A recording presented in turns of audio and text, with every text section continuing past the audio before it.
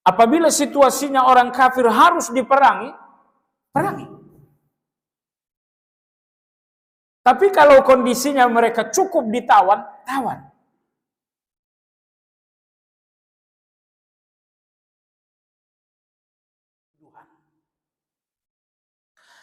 Kajian kita tentang bab ini sangat penting. Karena bab yang sedang kita kaji ini menyelesaikan mungkin 95 persoalan sosial. 95%. Kalau masyarakat ini menjalankan kaedah ini, tuduhlah orang berdasarkan lahiriah yang nyata, jangan berdasarkan batiniah yang tidak nyata. Seandainya hadis ini benar-benar dijalankan semua orang, aman. Aman kehidupan kita.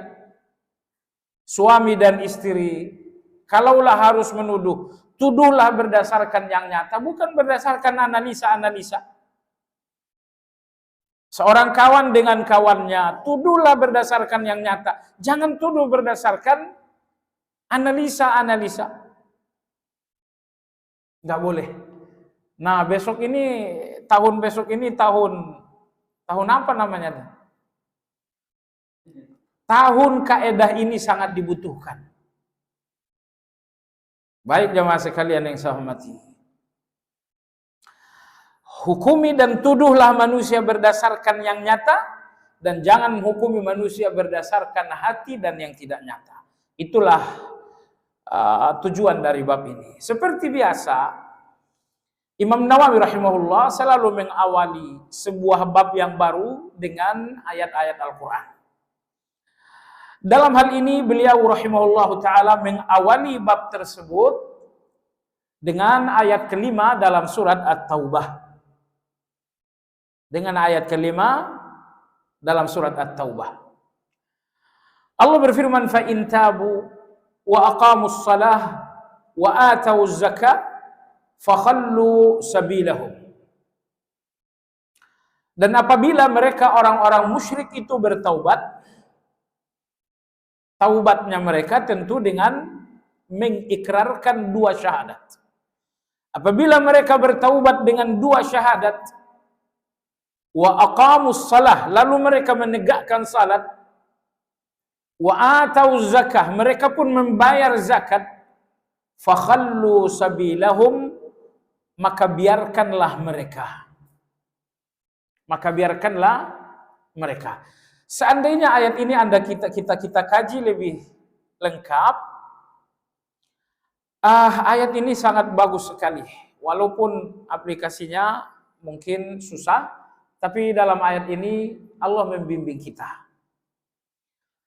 Pada bagian ayat, Allah memerintahkan kaum muslimin agar menyikapi orang-orang kafir dengan salah satu dari 4 sikap.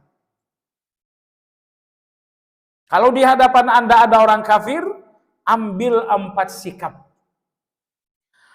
Allah berfirman, fa idzan salakhal ashhurul hurum faqtulul musyrikina haitsu wajadtumuh wa khudhuhum wahsuruhum waq'udu lahum kulla marsad fa in tabu wa aqamus salata wa atawuz zakah fakhallu sabilahum innallaha ghafurur rahim. Apabila telah berlalu bulan-bulan haram yang ditentukan oleh Allah Azza wa Jalla, maka perangilah orang musyrikin. Tawanlah mereka. Kepunglah mereka, intailah mereka. Ini 4. Ini semuanya sesuai dengan perhitungan siasat. Apabila situasinya orang kafir harus diperangi, perangi. Tapi kalau kondisinya mereka cukup ditawan, tawan. Tapi kalau ternyata berdasarkan perhitungan siasat dan maslahat, mereka cukup dikepung. Atau yang keempat, apa itu? Waq'udu lahum kulla marsad, kalian harus mengintai dan terus memata-matai mereka. Nah, keempat perintah ini dikembalikan kepada pemerintah untuk memilih mana yang menjadi maslahat. Dari keempat pilihan ini, mana yang lebih tepat untuk Islam lebih tinggi? Sebab kalau keempat hal ini diabaikan, Islam ini akan lemah. Nah, jadi manakah dari empat pilihan tadi yang membuat Islam lebih tinggi daripada yang lain? Apakah dengan memerangi mereka? Ataukah dengan menawan mereka? Ataukah dengan mengepung mereka? Ataukah dengan memata-matai mereka? Ambillah satu dari empat opsi yang akan diambil oleh sebuah kekuatan kaum muslimin. Mana dari empat hal ini yang lebih membuat Islam lebih kuat dan lebih tinggi? Tentu kalau Anda pergi ke Palestina, mungkin pilihan terbaik dari empat hal ini adalah berperang. Dan mungkin juga ada orang-orang kafir tertentu, karena dia tidak membangun kekuatan, tapi dia berbahaya. Ini orang-orang ini cukup ditawan, penjarakan. Kalau yang pertama ini kafir memang membentuk kekuatan, perang. Tapi kalau ada seorang kafir berbahaya, namun dia nggak punya kekuatan, tangkap, penjarakan, tawan. Baik. Kemudian opsi yang ketiga adalah wahsuruhum, kepung mereka. Baik kepung secara fisik ataupun kepung secara ekonomi. Oh, ini orang kafir busung dada terhadap orang Islam. Padahal kita kalau tidak kasih minyak, mati perekonomian dia. Lakukan pengepungan secara ekonomi. Tapi jangan pula kita ngepung lalu kita yang mati duluan. Perhitungan maslahatnya harus cermat. Ingat, dalam posisi Anda akan menghukum, Anda harus lebih kuat.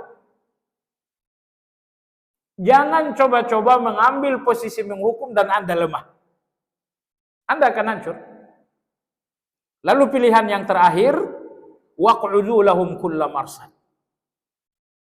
Pilihan yang keempat, kalian harus mengintai, harus memata-matai mereka. Jadi nggak boleh lengah.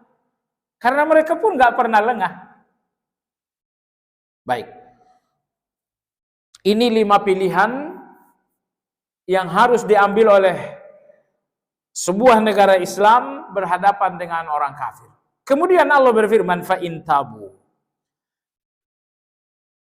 Tapi kalau orang-orang kafir itu bertaubat, taubatnya mereka adalah dengan syahadat.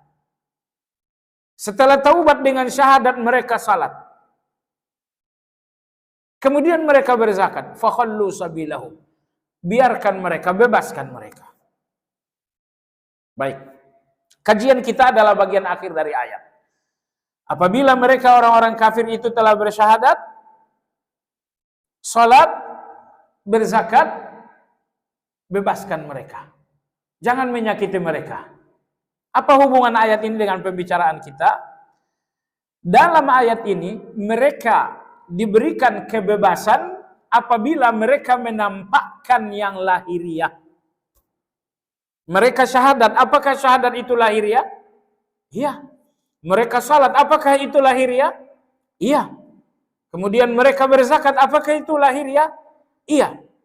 Kalau mereka menampakkan 3 hal yang lahiriah ini, maka lepaskan mereka. Ayat ini menunjukkan jamaah sekalian, hukum keputusan tentang mereka yaitu bebas berdasarkan 3 hal yang bersifat lahiriah. Syahadat, salat. Bisa aja Allah mengatakan kalau mereka sudah zikir pagi, zikir petang, lepaskan mereka. Ayat nggak ngomong begitu. Sebab zikir pagi dan petang itu bukan sesuatu yang lahiriah. Bukan sesuatu yang nampak. Bisa aja seseorang sambil rebahan, sambil tiduran, melakukan zikir pagi dan zikir petang. Jadi sekali lagi dalam ayat ini, Allah memerintahkan agar kita mengambil satu langkah dan keputusan membebaskan mereka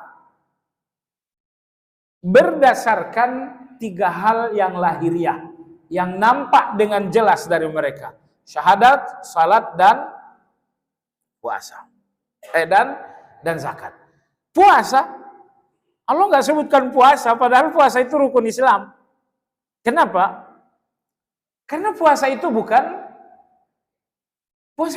lahiriah. Anda berpikir, oh di mana haji? Haji itu kan lahiriah. Ayat ini turun sebelum ada perintah berhaji. Nabi kita berhaji tahun berapa? Tahun 9 Hijriah.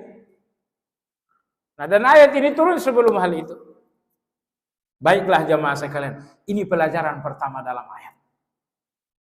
Ambillah keputusan membebaskan mereka, tapi dasarkan keputusan hal itu kepada 3 hal yang lahiriah. Subhanallah, betapa hati-hatinya Islam. Bisa aja mereka dibebaskan dengan satu yang lahiriah. Tapi untuk lebih memberikan keyakinan, Allah memerintahkan 3 hal yang lahiriah. Syahadat, salat, zakat. Allah nggak mengatakan kalau dia udah syahadat lepas.